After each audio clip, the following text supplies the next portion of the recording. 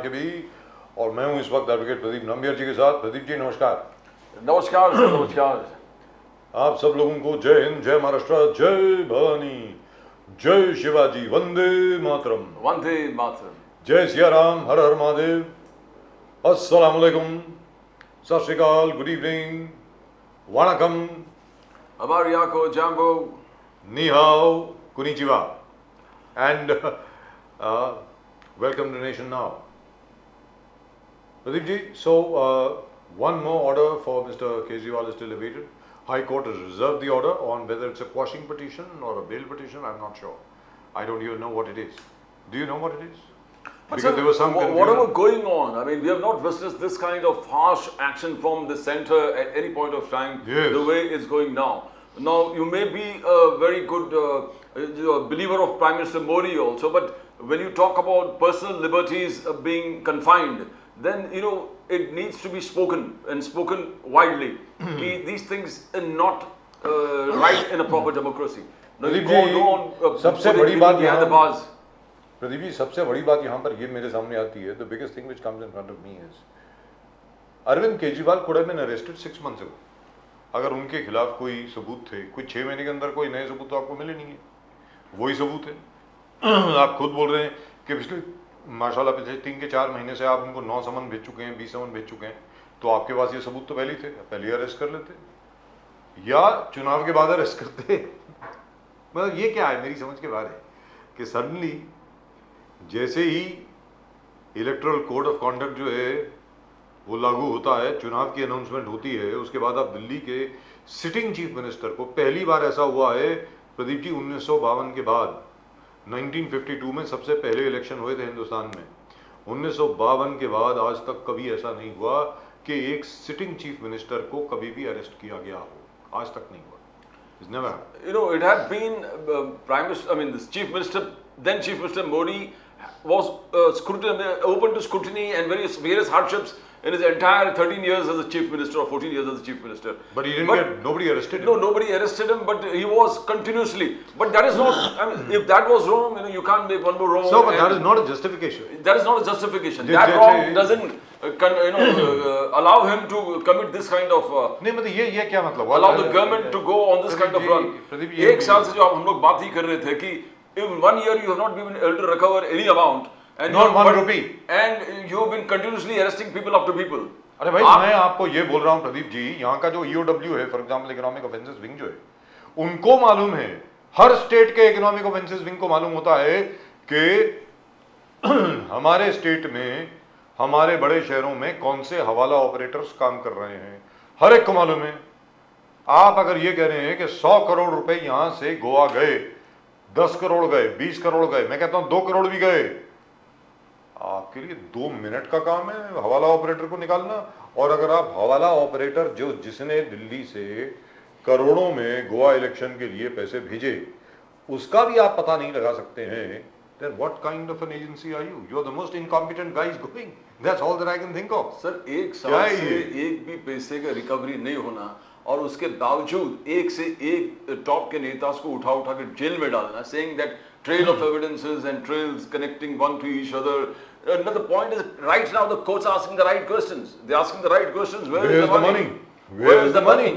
And what kind of a trail is this? If the premier central agency cannot recover funds if they are claiming to more than 300 crores or 100 crores or 200 crores, अब 100 करोड़ किससे पूछा? Pradeep ji, but is it an offense of enforcement directorate? I mean, all these questions. एक चीज याद रखिए, धीरे-धीरे Supreme Court is asking the right questions. Pradeep ji, one thing we must not forget. It started as a 1,000 crore scam. Then it came down to 500 crores. Then 300 crores. Then 100 crores. Then 42 crores. And now, all that we are talking about is the 1 or 2 crores which were allegedly paid in Goa. That's it. And where's the money? वो कहते खर्च हो गए जी. Then what?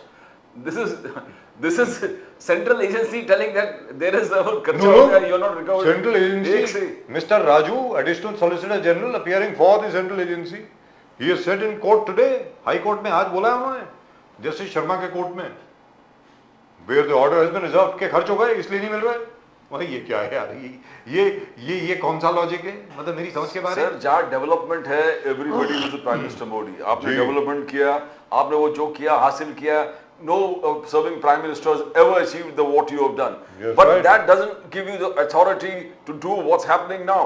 Now if you say you're not involved but you know something that is wrong, it's very harsh. I want to know something from you, Pradeep ji. बिल्कुल sir. Why would they do it? I still can't figure this out. Because BJP is winning anyway. Mr. Modi is coming back. There's no doubt about it. And look at what he has done. जो चीज मैं हर बार बोलता रहता हूँ, article 370, भैया किसी और में हिम्मत नहीं थी आर्टिकल 370 को रिपील करने की, जो मोदी जी ने किया। राम मंदिर 500 साल के बाद बना, इसमें कोई दो राय नहीं है। डीबीटी, डायरेक्ट बेनिफिट ट्रांसफर, जितने लाभार्थी हैं बिल्कुल उनको डायरेक्ट पैसा मिला। क्रिमिनलाइजेशन ऑफ ओरल ट्रिपल तलाक, किसी की हिम्मत नहीं थी मुस्लिम पर्सनल लॉ के अंदर जरा भी हस्तक्षेप करने की। इसके बावजूद कि जिस तरीके से यह मुस्लिम पर्सनल लॉ हिंदुस्तान में अप्लाई हो रहा है, it has been banned in at least 23 Muslim countries. सिर्फ मोदी जी की हिम्मत थी कि भाई देश के नागरिक हैं, हमारी मुस्लिम बहनें हमारी देश की नागरिक नहीं है क्या? ना, aren't these achievements enough, Pradeep ji? No, but these But are why achievements do you which do that? nobody even contesting, because everybody Yes. knows this is, nobody has done it since independence what you have achieved, and everybody said her moment पे 370 किया तो खून की नदियां बहेगी, पूरे एक राम मंदिर बना तो हर डिस्ट्रिक्ट हर मोहल्ले में there'll be bloodshed. All these things were talked about, but nothing happened. The achievement stands there. Things that are not done, तो 5 फिर ये- years, तो फिर ये- 550 जो हम लोग बात कर रहे हैं, राम मंदिर हुआ नहीं है, you've done it, it's fantastic, तो unbelievable. फिर ये करने की आवश्यकता क्या पड़ गई, No, जरूरत now क्या पड़ this गई? arrogance of power, we believe that Prime Minister Modi is not that, but if this kind of mindset stems into any system or any governance, then it is difficult to control it. You all heard, and Prime Minister Modi and Amit Shah and all the cabinet talk and the BJP top leaders talk about the emergency, how bad it was, how ruthless they were. They were How picking is up. this different? And prime minister Modi खुद बोलते हैं दाढ़ी के सरदार जी के वेश में कहां से कहां वो भागे थे, कैसे जी। छुप गए थे वगैरह, जेल में किस प्रकार से थे। चलिए, मेरी भी दाढ़ी है। बिल्कुल अगर एग्जैक्टली। अगली बार मेरे खिलाफ कोई वारंट निकलेगा, मैं भी पटका पहन लूंगा, निकल जाऊंगा। So when ji. you have suffered what you call absolute emergency kind of atmosphere, you suffered it, and You should defend individual liberty. You believe in liberty and you believe that these things were wrong.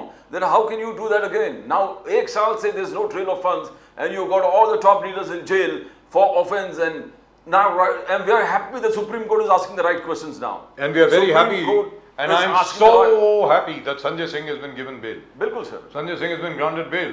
And the reason why the Enforcement Directorate didn't oppose his bail, as we discussed yesterday, Pradeep ji, Yes, exactly. was if they had opposed bail, the Supreme Court would have given an order wherein they would have said that no evidence has been found, and that could have been used as a precedent in the case of everybody else, which is why they did a very clever thing and decided not to oppose bail. Anyway, Justice Khanna, some years, decades back, there was another justice, H.R. Khanna, yes. H.R. Khanna, and the whole world talked about his dissent, and that someday there will be a statue of H.R. Khanna in every public place Yes. for the kind of dissent he did under circumstances that were challenging. And with the Chief Justiceship, he was next to be a Chief Justice, to take on the government by its horns and then lose the Chief Justiceship. And as I said, what's in a Chief Justiceship where justice is concerned? Ji. I mean, these are great things that we talk about, and especially this generation of BJP who has seen the emergency को देखा है और emergency को किस प्रकार से आज भी criticize कर रहे हैं कि harsh implementation of laws without the rule of law. I mean, there was no hardly any law. उठा के सबको डाल रहे थे. They were hunting people and putting them in jails. And these are the people, most of them ministers right now, Jaitley ji is not there, but most of them have undergone the harsh times of emergency. And to see that such a situation comes again. Now, though Rahul Gandhi ji और पूरे opposition चिल्ला रहा है कि लोकतंत्र खतरे में खतरे, we still don't believe it. But these few instances makes the mind change. People to ponder. Every person who believes in liberty to ponder: are we going on the right track? Where is rule of law? Where is justice? Where are the 4 pillars of the justice that we talk about? justice, right. equality, liberty, fraternity. So the may- whole may- constitution may- and its pillars sir, are asking questions. मेरा केवल ये कहना है कि ये जरूरत नहीं है करने की, very frankly speaking, everything is going very well for you. इससे मैं 1000 बार बोल चुका हूँ। Of course a lot of people might disagree, very shortly we'll go across to our very dear friend mister Mukesh Gandhi of the Sharad Ajit Dada Pawar Ajit Dada NCP, Pawar. the real NCP as it is called right now. Now the point is,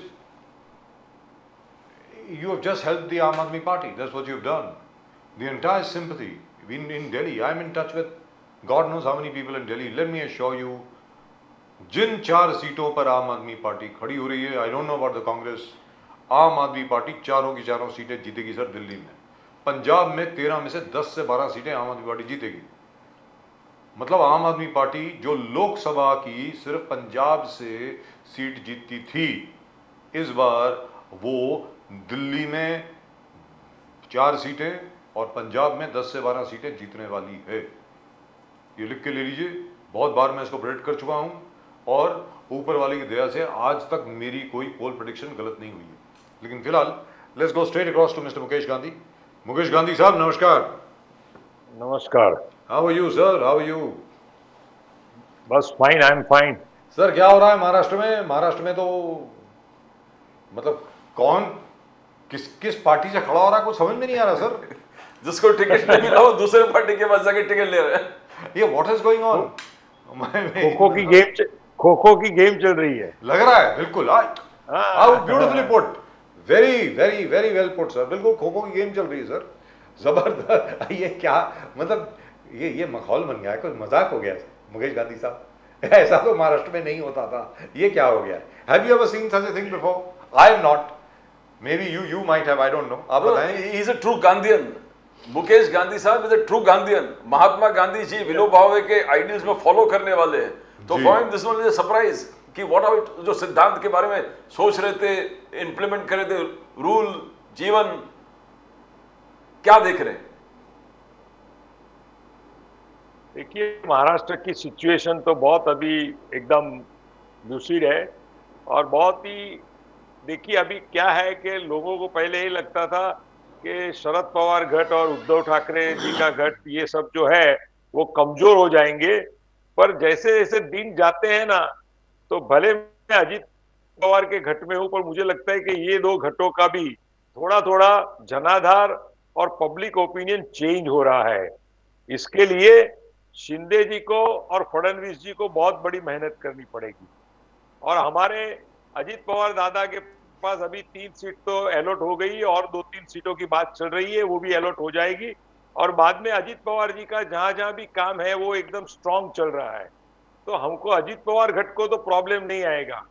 पर जिस तरह से अभी उद्धव और शरद पवार जी के गठ के लोग जो काम कर रहे हैं उसमें थोड़े ये महाराष्ट्र के चित्र को विचित्र करने की ताकत दिख रही है, पर आफ्टर ऑल वो सक्सीड नहीं होंगे क्योंकि जैसे जैसे इलेक्शन नजदीक आते जाएगा वैसे वैसे मोदी जी की सभाएं, उनका करिश्मा, उनका अप्रोच, उनकी मशीनरी, ये सब मिला के सभी कैंडिडेट को जिता करके 45 का जो हमारा फिगर है उस पर हम पहुंच जाएंगे। गांधी साहब, हम लोग बजाज साहब, हम लोग चर्चा ही कर रहे थे कि किस प्रकार से विदर्भ में आप देखो कि मायावती जब भी वहां पर अपने कैंडिडेट्स को प्लेस करते, फील्ड करते हैं, तभी BJP gains and all the other party loses because Mayawati has a huge chunk of votes there. And अभी आज के तारीख में प्रकाश अंबेडकर जी भी निकल गए हैं और सब जगह अपने कैंडिडेट्स फील्ड कर रहे हैं। So this double effect, Mayawati and Prakash Ambedkar, अलग अलग कैंडिडेट्स खड़ा करना और वोट जो है, जो पिछड़े ओबीसी दलित वोट जिस प्रकार से कांग्रेस की तरफ से शरद पवार साहब की तरफ से मूव करके ये कैंडिडेट्स के पास जाते हैं। BJP whenever it has won Vidarbha has won because Mayawati was keeping candidates and huge votes were taken by Mayawati candidate। तो आज वो सीन वापस आपको दिख रहा है, Prakash Ambedkar ji, Mayawati. How do you see that Gandhi sahab? Yes sir, मुझे यही लगता था, मैंने पहले भी आपके इंटरव्यू में कहा था कि प्रकाश अंबेडकर जी का और उद्धव ठाकरे का कॉम्बिनेशन नहीं होगा। और क्योंकि संजय राउत ने पहले से ही अलग अलग गेम खेलना शुरू कर दिया था, इसके कारण क्या हो गया कि आज प्रकाश आंबेडकर जी और मायावती का फैक्टर जो है ना, वो बीजेपी के लिए बी टीम का काम कर लेंगी। वो उनकी इच्छा होगी या नहीं होगी, पर वो बी टीम हो जाएंगी और वोट जो है उनका विभाजन करने में वो सक्सेस हो जाएंगे। इसके कारण फायदा बीजेपी को होगा और ऑपोजिशन को फायदा नहीं होगा, ये मुझे स्पष्ट दिखाई दे रहा है। आगे जाके मराठवाड़ा में भी हम लोग देख रहे हैं, बिकॉज मराठवाड़ा में भी हमेशा BJP and when Uddhav Thackeray ji साथ में था तो मेजर चंक ऑफ वोट्स यानी 8 में से करीबन 7 मराठवाड़ा में बीजेपी एंड शिवसेना जो उद्धव ठाकरे जी, आज एकनाथ शिंदे जी सेना है और पावरफुल है। तो ये सीन हर जोन में हम लोग देख रहे हैं। विदर्भ हो गए, मराठवाड़ा हो गए, कोंकण हो गए, पश्चिम महाराष्ट्र हो गए। तो ये कहाँ, यानी जो ऑपोजिशन कह रहे हैं कि सहानुभूति के वोट उद्धव जी को, बाला साहब ठाकरे जी के सहानुभूति के वोट्स मिलेंगे, शरद पवार साहब को सहानुभूति के वोट्स मिल जाएंगे, ये कहाँ दिख रहा है? मुझे तो नहीं दिख रहा। हम लोग वही चर्चा कर रहे थे, कहां से ये हो रहा है गांधी साहब? देखिए, हमारी पार्टी का एनालिसिस सर्वे जो है, जो अपनी वॉर रूम से एनालिसिस आती हैं, जो रिपोर्ट आते हैं, उसके मुताबिक और मेरे कुछ पत्रकार मित्र जो है महाराष्ट्र में, उनके थ्रू जो मुझे इंफॉर्मेशन मिली है, उसमें जो लोग सोचते हैं उतना बंबई को छोड़ के ज्यादा उद्धव ठाकरे को महाराष्ट्र में कोई लोक चाहना नहीं मिली है। और उद्धव ठाकरे ने जिस तरह से हिंदुत्व को छोड़ के कांग्रेस से हाथ मिलाया है और दो धारी नीति से वो बात कर रहे हैं, सेक्युलरिज्म की हिंदुइज्म को छोड़कर, उनके कारण उनको वोट मिलने में बहुत बड़ी तकलीफ होगी। भले आज उनके साथ जो लगे हुए जो शिव सैनिक कार्यकर्ता है, जिनको कोई चॉइस नहीं है दूसरी पार्टी में जाने की, उनको स्कोप नहीं है, इसलिए उद्धव ठाकरे जी के साथ में काम कर रहे हैं बेचारे। पर उद्धव ठाकरे की कोई हवा महाराष्ट्र में बनी नहीं है, सिर्फ बंबई में थोड़ी कुछ हवा है और थोड़ी कुछ हवा उसकी थाना डिस्ट्रिक्ट में है, बाकी कहीं भी नहीं है। और दूसरी बात, शरद पवार जी कितनी भी मेहनत कर ले, कितना भी प्रचार करे, कितना भी इमोशनल लोगों को अपील करे, पर शरद पवार जी का रवैया अभी महाराष्ट्र में ओपन हो गया है, तो उनके प्रति भी सहानुभूति आज की तारीख में बहुत बहुत कम हो गई है। और अजित पवार का जो वर्किंग एक्सपीरियंस और इम्प्लीमेंटेशन ऑफ वर्क की जो उनकी स्टाइल है, उसको बहुत ही लोग अप्रिशिएट कर रहे हैं और इसके लिए अजित पवार को भी बहुत अच्छा बेनिफिट। सर, उन्होंने क्या, ये आपने जो अभी बात कही मुकेश गांधी साहब, माफ कीजिएगा, हाँ जी, मैं कोई पॉलिटिकल एनालिसिस की अभी बात नहीं कर रहा हूं। आपने कहा अजित दादा पवार की जो वर्किंग स्टाइल है उसको बहुत अप्रिशिएट कर रहे हैं। उन्होंने क्या काम किया है सर अभी एज डिप्टी चीफ मिनिस्टर? कुछ खास काम उन्होंने किया होगा जो आपको याद हो? देखिए, सबसे पहले तो अभी जो लेटेस्ट उन्होंने जो बजट दिया है, जो इंटरिम बजट जो दिया है, वो बहुत ही बड़ा बैलेंस और प्रोग्रेसिव दिया है। दूसरी बात कि जितनी भी योजनाएं हमारी मेट्रो की योजना थी, सारी जितनी भी योजना शिंदे जी जो इम्प्लीमेंट करना चाहते हैं, उसमें उनका फाइनेंशियल स्ट्रक्चर जो है वो बनाने में अजित पवार जी ने बहुत बड़ा योगदान दिया है। भारतीय जनता पार्टी के लोग तो ये कहते हैं कि इसमें सारा योगदान और सबसे ज्यादा मेहनत आदरणीय सामान्य देवेंद्र फडणवीस जी की है। तो आप क्या कहना चाह रहे हैं कि असल में काम अजित दादा पवार ने किया है? नहीं, मैंने ऐसा नहीं कहा जी। मैंने कहा है कि शिंदे जी ने जो काम किया, उसके पहले जो फडणवीस जी ने जो काम किया है, वो उनके योगदान को कोई चैलेंज नहीं कर सकता, उनको हमेशा हम अप्रिशिएट करते हैं। पर जैसे ही फाइनेंस मिनिस्टर का पोर्टफोलियो होता है, sanctioning of the all the budget of all the department, और वो जो काम अजित पवार ने जितनी जल्दी से और जितनी प्लानिंग से किया है, इसके लिए शिंदे जी ने खुद ने अजित पवार जी को अप्रिशिएट किया था कि इसके कारण हमारे सारे प्रोजेक्टों को एक गति मिली है।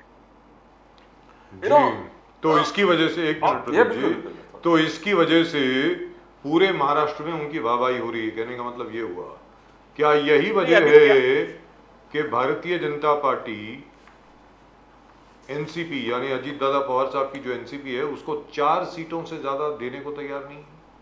क्या ये नहीं, वजह? उसका कारण क्या है कि हमारे ऑलरेडी पहले एमपी कम थे एनसीपी के। जी तो अभी हमारे 6 एमपी होने की, मैंने आपको पहले से कहता हूं, अभी 3 हमारी फाइनल हो गई है और 3 सीटों पे अभी बात चल रही है, वो 1-2 दिन में अनाउंस हो जाएगा। हमारी मिनिमम 5 और मैक्सिमम 6 सीट एनसीपी को मिलने अगर वाली 6 है। आपकी हो गई, 13 जो है वो एकनाथ शिंदे की हो गई, तो 19 हो गई। हाँ तो बीजेपी की कितनी हाँ होंगी? 29 बस। हाँ, वो जो भी रहेगी। बीजेपी सिर्फ 29 पे लड़ेगी मतलब। अभी वो हमारा, उनका जो यूपी गवर्नमेंट का जो योगदान है, अपना जो उनका डिसीजन है, वो ऊपर के लेवल के ऊपर डिसीजन होने वाला है। जी अभी आप जो कह रहे हैं ना कि 4 सीट, देखिए अजीत पवार जी की और प्रफुल्ल पटेल जी की जो वर्किंग स्टाइल है ना, is a very supported to the BJP. वो बीजेपी को पूर्ण रूप से सपोर्ट करना चाहते हैं। और विनिंग कैंडिडेट, अभी देखिए शिंदे जी के पास 16 या मेरे ख्याल से 18 एमपी उनके पास साथ में थे, तो उनकी सीट का इतना हकदार करते थे। हमारे एनसीपी के पास 4-5 सीट थी, तो हम उतना ही हकदार करते हैं और बाकी बीजेपी की सीट बीजेपी वाले लड़ाएंगे।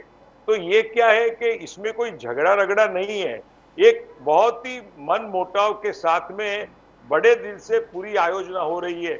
इसमें अजीत पवार जी को 4-5 सीट भी मिलती है तो इसमें अजीत पवार छोटे नहीं हो जाते हैं, पर उनका बड़प्पन जो है कि जीत करके सीट खींचो और युति को कल तोड़ दो। मैं जिस उम्मीद तरह से करता आज हूँ मैं उम्मीद करता हूँ कि हमारे जो राष्ट्रवादी कांग्रेस पार्टी के जो वर्कर हैं, कार्यकर्ता जो हैं, जो अजीत दादा पवार के साथ हैं, मैं उम्मीद करता हूँ कि उनकी भी सोच आप जैसी सोच होगी, क्योंकि जिन जिन से मेरी बात हो रही है वो अपने आप को बड़ा बेइज्जत महसूस करते हैं कि ये क्या हो गया यार, हम लोगों ने पार्टी तोड़ दी, आदरणीय शरद पवार जी का साथ छोड़ दिया सिर्फ 4 सीटों के लिए। ऐसी बात चल रही है सर, भले आप माने या ना माने। आई एम श्योर नहीं, पब्लिकली आप नहीं बोल सकते, लेकिन आपके पास भी ये खबर आई होगी, क्योंकि अजीत दादा पवार अभी साहब की वर्किंग एबिलिटी पे कोई सवाल नहीं उठा सकता सर। वो आदमी मतलब किसी जिस भी डिपार्टमेंट को उन्होंने आज तक संभाला है, आज तक जितने ब्यूरोक्रेट हैं सब याद रखते हैं कि अजीत दादा पवार को फाइल नंबर, पैराग्राफ, लाइन, एक एक चीज याद रहती है, एक एक चीज की। तो कोई ब्यूरोक्रेट उनको बेवकूफ नहीं बना सकता, ये इसमें कोई दो राय नहीं है। लेकिन जहां तक एक पॉलिटिकल परसेप्शन का सवाल है, एक सेल्फ इमेज का सवाल है, वहां मुझे ऐसा लगता है कि बीजेपी को थोड़ा दिल बड़ा करना चाहिए सर, मुझको ऐसा लगता है। आप बताएं मुकेश गांधी सर। अभी देखिए ये सब्जेक्ट जो है वो मेरे लेवल का नहीं है और हमारे सर आप ही के लेवल का ये बड़ा नहीं, अजीब है सर। मेरी बात आपकी सुनिए। पहुंच कहां तक है सबको मालूम है।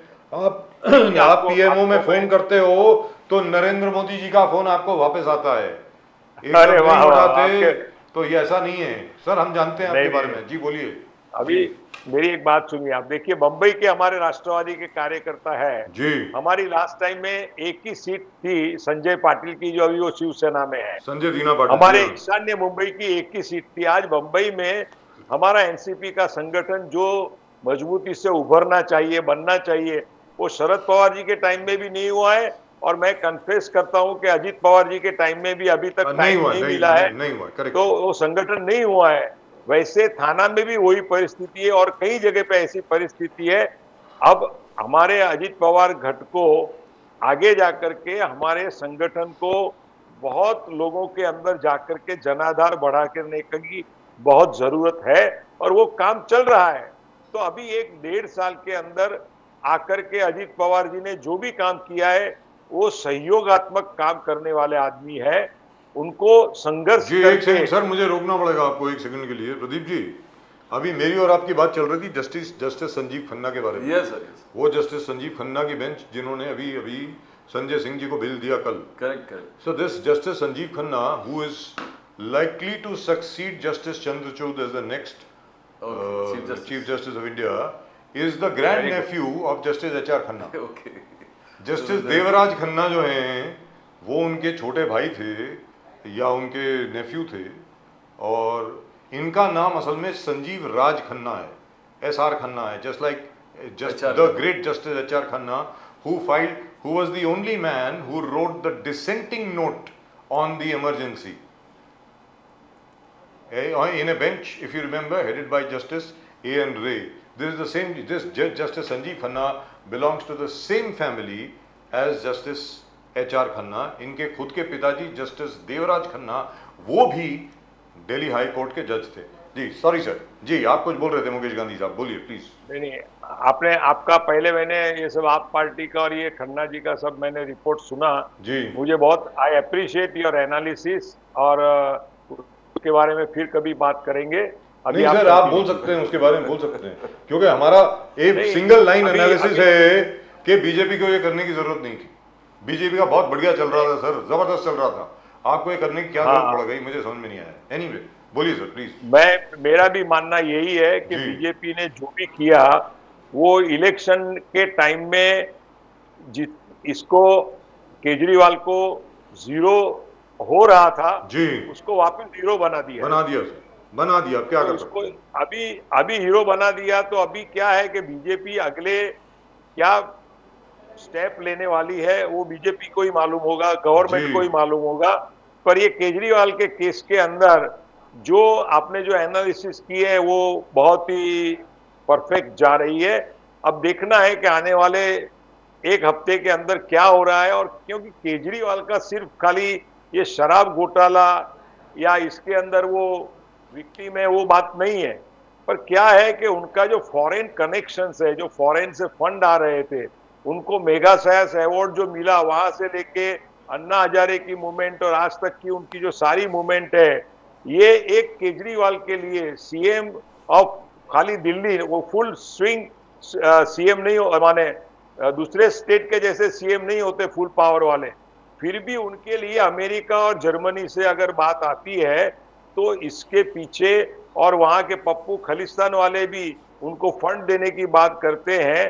तो ये जो फॉरेन की जो कंप्लीट मशीनरी है जो इंडिया के अगेंस्ट चल रही है, उसमें तो कहीं केजरीवाल का हाथ नहीं है ना, ये बात। बट गांधी साहब, ये अभी जो मैटर, गांधी साहब अभी जो मैटर सुप्रीम कोर्ट के सामने है, ये तो खालिस्तान वाला फंडिंग है या कोई दूसरे फंडिंग है, अलग अलग ये फंडिंग है कि आप लिकर पॉलिसी में पैसे खाए। वो नहीं है, एक साल से गांधी साहब, यू आर अ गांधीयन, आप एक गांधीयन है। और गांधीयन अपने आप में जब झांक कर देखते हैं कि ये क्या द बैलेंस ऑफ जस्टिस क्या वो ठीक हो रहा है, द स्केल्स ऑफ जस्टिस वो ठीक चल रहा है, are being wed in equality, वो एक प्रश्न जब अपने आप से पूछते हैं। 100 दिन यानी एक साल हो गए, आप एक पैसे रिकवर नहीं किए, आप 4-5 लीडर को जेल के अंदर रखे हैं। तो ये जरूरत, जैसे बजाज साहब, इसका जरूरत था नहीं था, वो अलग एक पॉलिटिकल इशू है। बट जो जस्टिस के अंदर आता है, जो हमारे संविधान के द 4 पिलर्स ऑफ जस्टिस कि we have to provide justice, political, social, economic, तो क्या वो बैठता है? Equality of opportunity, equality before the law, equal protection of rights, ये क्या उस फ्रेमवर्क में बैठता है? बिकॉज आज क्या आप नहीं मानते कि सुप्रीम कोर्ट सही प्रश्न पूछने लगे, 1 साल हो गए, 6 महीने हो गए, पैसे कहां पर है? ये तो पहले सब कोर्ट्स को पूछना चाहिए था, हुआ नहीं है, बट अब पूछ रहे हैं। It's a great, you don't think it's the right direction with the courts are also moving? आखिरकार the courts are responsible to the nation. नहीं, supreme court is going in the very right direction. और BJP को भी, government को भी मालूम होगा कि वो खाली एक बदले की भावना से करते हैं या रियल सोर्स ऑफ जो मोदी जी का जो प्रोग्राम है कि मैं खाऊंगा नहीं और खाने दूंगा नहीं, इस तरह से भ्रष्टाचार को बाहर निकालने की योजना है, वो आने वाले समय में पता चलेगी। पर अभी सुप्रीम कोर्ट के वर्डिक्ट को जब पूरा जजमेंट आएगा अगले 2-4 दिन में, और पूरी केजरीवाल की स्टोरी क्या है, वो इतना जल्दी उनके ऊपर जजमेंट देने की भी हमें जरूरत नहीं लगती है। That matter will come in the perfect time. लेकिन गांधी साहब, सबसे बड़ी बात यहाँ पर यह है कि आपने दौड़ते हुए घोड़े को चाबुक नहीं मारते।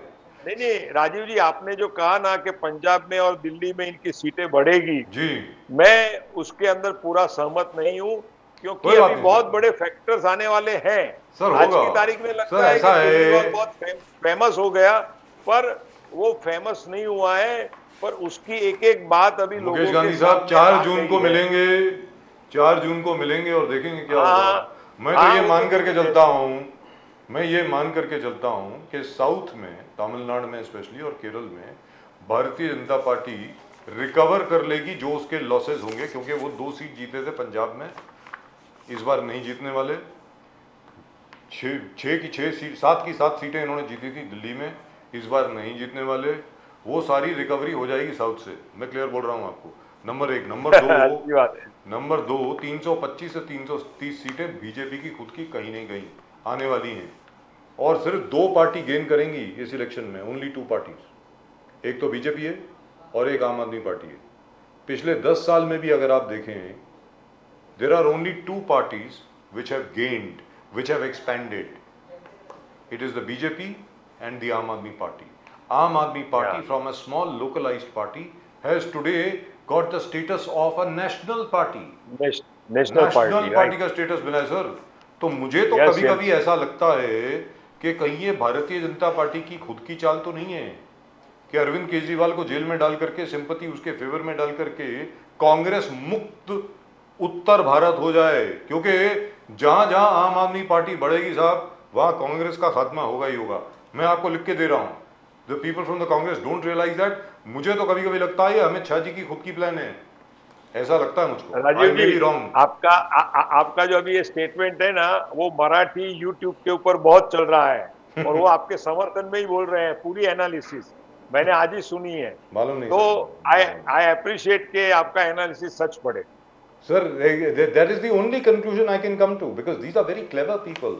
मोदी साहब को देख लीजिए, अमित शाह जी को देख लीजिए, ये सब लोग और इनके आसपास के जितने इनके एडवाइजर हैं सर, ये बहुत अक्लमंद लोग हैं। ये मतलब इतनी जल्दी ये काम नहीं करेंगे, ऐसा काम कभी भी नहीं करेंगे कि भारतीय जनता पार्टी के स्पेशली चुनाव में भारतीय जनता पार्टी को कुछ नुकसान हो जाए, ये कभी काम नहीं करेंगे ऐसा। तो ये सोची समझी साजिश है सर, ये कंस्पिरेसी है। मैं तो पहले से बोल रहा हूं कि Arvind Kejriwal is actually propped up by the RSS. Sir, Mukesh Gandhi साहब, पता नहीं प्रदीप जी इस बात को एंडोर्स करेंगे या नहीं करेंगे, मुझे मालूम नहीं है। Depends on Pradeep ji mood. Pradeep ji का जब मूड होता है तो एंडोर्स कर देते हैं और कभी कभी मेरे खिलाफ बोल देते हैं। मैं सर आपसे बोल रहा हूं, अन्ना हजारे की जो पूरी इंडिया अगेंस्ट करप्शन मूवमेंट थी, रामलीला ग्राउंड पे सिर्फ मुझे संघ के कार्यकर्ता दिख रहे थे और कोई नहीं दिख रहा था, सिर्फ आरएसएस के लोग थे। सर, पूरी मूवमेंट चलाई है आरएसएस ने, वहां से केजरीवाल पैदा हुआ है। केजरीवाल को मुख्यमंत्री बनाया है राष्ट्रीय स्वयंसेवक संघ ने। और आपने एक चीज देखी होगी मुकेश गांधी साहब, आपके सामने ये बात रखता हूं, अरविंद केजरीवाल जी ने सबसे पहली पार्टी थी जिसने नरेंद्र मोदी जी का समर्थन किया आर्टिकल 370 के रिपील पे। फर्स्ट पार्टी आम आदमी party. Number 2 Ram Mandir, Arvind Kejriwal has supported mister Modi totally on Ram Mandir. और तो और छोड़िए, दर्शन करके भी आए सर, और तो और छोड़िए, दिल्ली में 60 साल के ऊपर के जितने भी अधेड़ उम्र के लोग हैं उनको मुफ्त में वो तीर्थ यात्रा पे भेजता है अयोध्या में। He is fulfilling the RSS agenda. अब आप बोलिए सर, मुकेश गांधी सर। और अभी वो जब जेल में भी उन्होंने रामायण भगवत गीता मंगवाई पढ़ने के लिए। And Neerja Chaudhary's book, how prime minister decide. नहीं, ये तो बात है।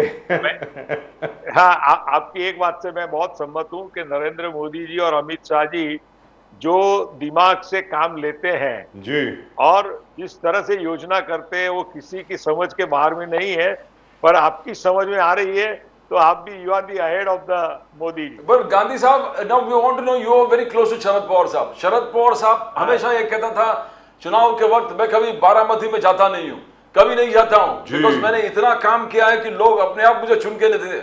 आई don't go to the time of elections. But आज के तारीख में पश्चिम महाराष्ट्र में शरद पवार जी खुद कैंपिंग कर रहे हैं, खुद कैंपिंग कर रहे हैं, पूरे हर स्ट्रेटेजी वहां पर बना रहा है, बारामती से लेके हर चीज। तो क्या एक बहुत बड़ा बदलाव आप देख रहे हैं? पवार साहब master strategist, toll leader, banking and sitting in Baramati in Paschim Maharashtra, how do you see that? नहीं, देखिए, शरद पवार जी हमेशा एक ऐसी प्रतिभा है, ऐसी एक परिवर्तनशील व्यक्ति है कि जो आने वाले परिवर्तन को और परिस्थिति को महात करके आगे जाने की उनके अंदर क्षमता है। और जिस तरह से वो अभी महाराष्ट्र में घूम रहे हैं, जिस तरह से लोगों को मिल रहे हैं, मैंने आगे ही पहले ही शुरू में कहा ना कि पवार साहब का प्रभाव आज महाराष्ट्र में नीचे बढ़ रहा है और उनका प्रभाव, और वैसे उद्धव ठाकरे की भी सभाओं का प्रभाव भी बढ़ रहा है। पर अभी वो इलेक्ट्रॉल वोटिंग के अंदर किस तरह से जनता कन्वर्ट करेगी और किस तरह से किसको वोट देगी, तो उसके बारे में मुझे लगता है कि लोग इमोशनल पवार साहब को अप्रिशिएट करेंगे, पर उन्होंने की हुई मिस्टेक्स और उन्होंने किया हुआ जो अलग अलग एजेंडा है जिससे महाराष्ट्र को फायदा नहीं हुआ है और आज बीजेपी से फायदा हुआ है, तो पूरा वोटिंग बीजेपी की यूपी गवर्नमेंट को जाएगा। क्या और बात है। 45 का जो फिगर है वो लोग लाके 45 का रहेंगे, फिगर ऐसा आपको मुझे मिलने वाला है मुकेश गांधी और साहब। बारामती में Sunetra Pawar versus Supriya Sule, you have जी। Known them family for years, सालों साल, डेकेड्स, आप सबको जानते हैं क्या होने वाला है बारामती में। गांधी साहब, बारामती में देखिए ऐसा है कि सुप्रिया सुले के सामने सुमित्रा पवार को लड़ना माने बहुत बड़ी लड़त है ये, और बहुत कांटे की टक्कर है ये, और उसमें आने वाला वक्त ही बताएगा कि क्या होता है। पर मैंने पहले ही कहता हूं वे मैं कोई ऐसा बीजेपी एनसीपी का प्रवक्ता हूं इसके लिए नहीं कहता हूं, पर जीत आखिर सुमित्रा पवार की होगी। क्योंकि क्या है कि सुप्रिया सुले जी ने हमेशा वहां का बारामती का प्रतिनिधित्व किया, पर वो दिल्ली में जाके किया है। दिल्ली में पार्लियामेंट में अच्छा स्पोक्स पर्सन वो बनी है, उनके वक्तव्यों को लोगों ने अप्रिशिएट भी किया है। पर सुमित्रा पवार है वो not because of Ajit Pawar wife, पर उसने कई सालों से वो बारामती और आजू बाजू के इलाकों में काम करती है। कोरोना के टाइम में सुमित्रा पवार ने अपने हाथों से खाना बना बना के लोगों को खिलाया है, और पूरा अभियान जो उन्होंने कोरोना के समय में किया है, उस वक्त सुप्रिया सुले जी का कोई कंट्रीब्यूशन वहां दिखता नहीं था कोरोना में। तो आम जनता जो है वो सेवा के कार्यों को भी याद रखती है, और घर घर में जो मदद मेडिकली और दूसरी शादी के बारे में, उनके फैमिली प्रॉब्लम के बारे में जो सुमित्रा पवार ने काम किया है ना, वो अवर्णनीय है। और उसके सहारे ही अजीत पवार जी ने अपना बड़प्पन दिखा करके सुमित्रा पवार को ये एमपी की सीट लड़ने के लिए दी है। उसमें अजीत पवार जी का या हमारी पार्टी का सुप्रिया जी के सामने कोई रिवेंज लेने का आयोजन नहीं है। लेकिन और परिवार लोगों तो परिवार तो बढ़ गया सर, परिवार तो बढ़ गया। परिवार तो देखो, परिवार ऐसा है ना, पार्टनरशिप होती है जी, तो मुकेश अंबानी और अनिल अंबानी भी अलग होते हैं, तो उसमें क्या हो बात हो गई, वो तो कुदरत का नियम है। जी, जब नियम है। प्रोग्रेस होता है तो जब यहाँ सत्ता पर का पावर बढ़ता तो है, यहाँ पर मुकेश अंबानी कौन है और अनिल अंबानी कौन है, ये भी बता दो सर। वो आने वाला कल बताएगा हमको। Right, thank you so much sir Mukesh Gandhi साहब, बहुत बहुत शुक्रिया आपका हमारे से Yeah. बात करने के लिए। Really lovely talking to you Nice sir, talking. Thank you very much. नमस्कार। थैंक यू, जय नमस्कार सिया राम सर, नमस्कार, जय सिया राम। जय Siya Ram. Right, and the order is still reserved, and we don't know when the order will be pronounced in the case of Mr. Arvind Kejriwal. And Abhishek Manu Singhvi really surpassed himself today in terms of the arguments. Absolutely fantastic arguments today in front of the Delhi High Court. I hope something happens. your arguments are going to be fantastic, sir, because everything is loaded in your favor. No, this, everybody, including us, is criticizing where you have held the personal liberties of an individual in total custody of the law, of the government of the day. With no substantial Yes, substantive and proof. they go ahead to say that insidious encroachments on personal liberty. Yes. And this is insidious encroachments of the worst kind. Now And you now- kept people in jail for years. And now what they are saying is they want to use Article 370 of the PMLA, Section 370 of the PMLA, against the Aam Aadmi Party by making out that the Aam Aadmi Party, being an association of persons, is not just a political party; it's a company.